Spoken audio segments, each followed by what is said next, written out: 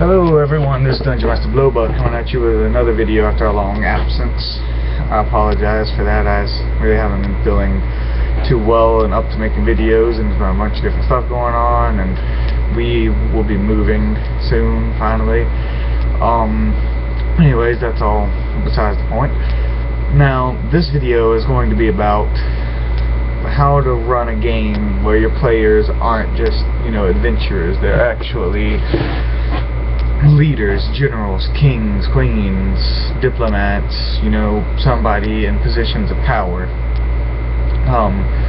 First off, if any of you know what Game of Thrones is, I imagine you could run a game like Game of Thrones, political intrigue and assassinations and everything like that. Now it'd be fairly simple, mechanically speaking. Of course, that would take a lot of time and effort to make up a story that intricate.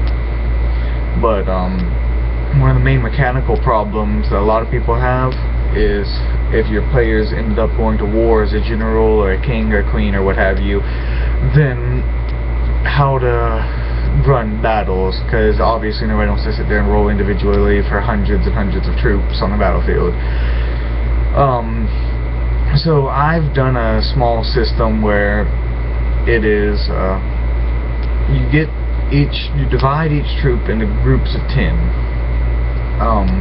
If they're an odd number, then like not 10, like lower than 10 or higher than 10 but not quite 20, then I'll get to that in a moment.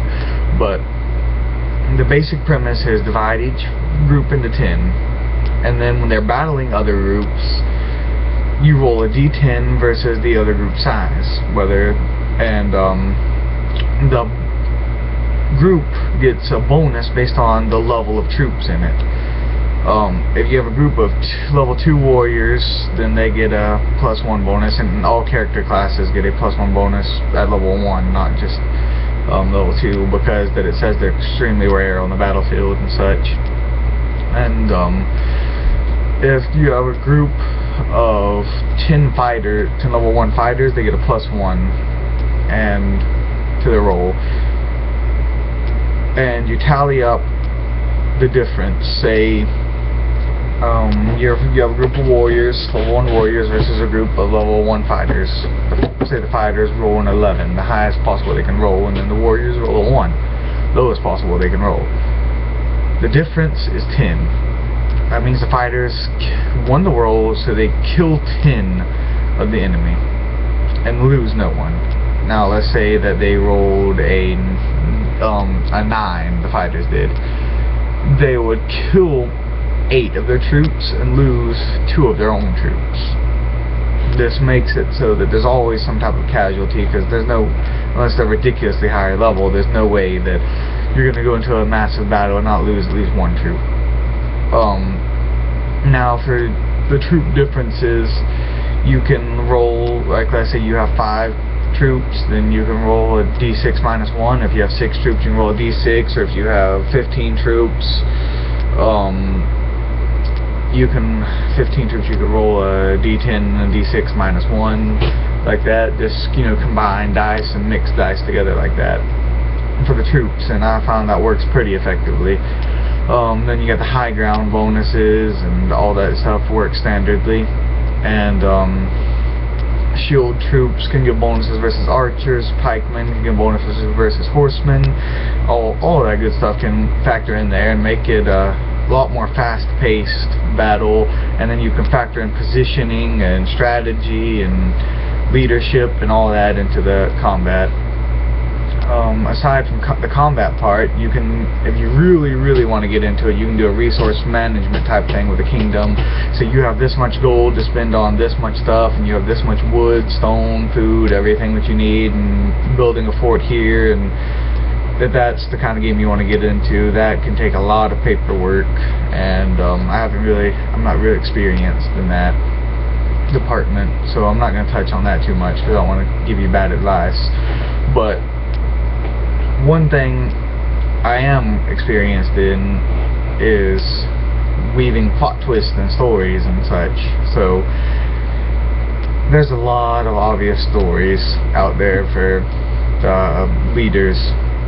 When you have a king, you can do the very, what I feel very generic, the advisor betraying them, or general betraying them, or something like that.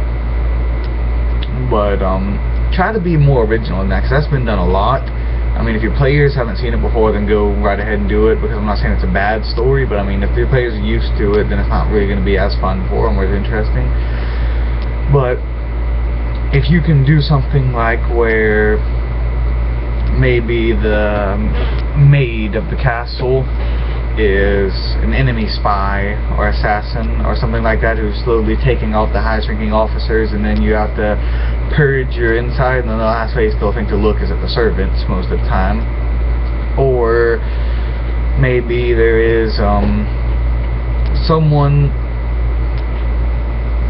comes over from the enemy as a spy, then turns double agent, presents themselves and everything, and they can turn to triple agent.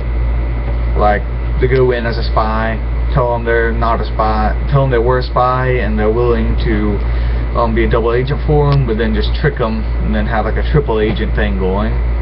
Or they could be a genuine double agent. Those are a couple of ways of intrigue. Also, there's the common thing of political marriages that can be used. The players could be asked to marry or have their children marry someone, and then if they deny, it could have political repercussions, or even if they accept, it could have moral and political repercussions. It could help forge alliances and start wars by political marriages. And with the merchants, they could have they make a particular merchant lord angry, and they cut off trade to their empire, and their empire starts to suffer, and they their economy begins to wither, and then they have to do something about that merchant lord, either befriend him or take him out or what have you. And this could be a good chance, also being a leader, your players can hire adventurers to do things for them instead of being the adventuring party themselves. Say one of their towns is being besieged by goblins, and then they don't have the resources at the moment to send their troops to clear it out, so they can hire a group of adventurers to go clear it out for them. And then the whole new thing you can do there, the adventurers could kill the goblins, then declare martial law on the town. Maybe the town celebrates the adventurers and nominates them to be their new leaders instead of your empire, and then all kinds of interesting things could sprout from that. But in general, if you want to play a game with your characters as world leaders, or not even world leaders, just even like a mayor of a small town, there can be a lot of out-of-the-box thinking and interesting things going on there. You know, it could be interesting to see your players grow a small town that turns into a kingdom. You know, they could found Rome, and then you could carry it on, and maybe even have them live on through their children and their children's children and stuff like that. Or they could be a vampire and gain immortality, or become a lich or something like that, and then rule forever. And then those things have their own things, and then the religious wars and all that. And you gotta take into account if your character has a religion and what their affiliation is with the church, how strong it is. If they're a cleric king, for example, then rival religions would be more hostile towards their people, and be more hostile towards travelers coming from your kingdom, and might put a strain on trade, and might even end up going to war with other empires who worship an enemy religion of yours. But there's a lot of stuff I'm sure I didn't touch on at all, and I'm probably not going to touch on it all, even if I could think of it all, because I'm not extremely experienced with the things I haven't talked about. So if you guys want to continue the conversation down below, ask me any questions that I might have forgot to mention. Maybe I can help you out with any questions you have down there. Any comments or constructive criticism is good. If you have anything that I've done that you didn't like in the video, let me know. You can even leave a dislike if it makes you feel better. If you like the video, also let me know, and you can leave a like.